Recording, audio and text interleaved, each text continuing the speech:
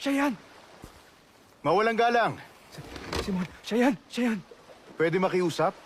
Tinuturuan ko ang mga taong yan at mukhang nahihirapan silang marinig ako. Tatayo ako sa bangka ninyo. Oo!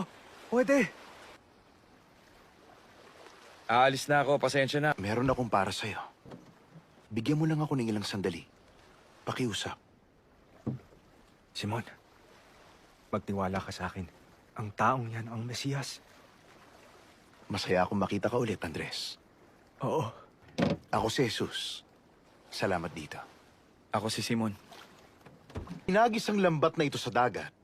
Anong nangyayari, Simon? Kumakalap ng isda. Oo. Kumakalap ang lambat ng isda. Lahat ng uri. Tama? Tama.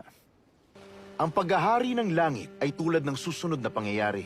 Nang mapuno ang lambat, sila Simon at iba pa dinala yun sa pampang. Naupo at pinili ang mga isda.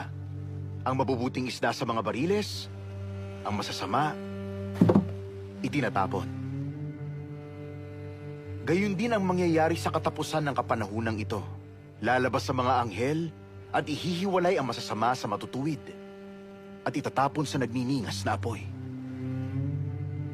Naiintindihan niyo ba?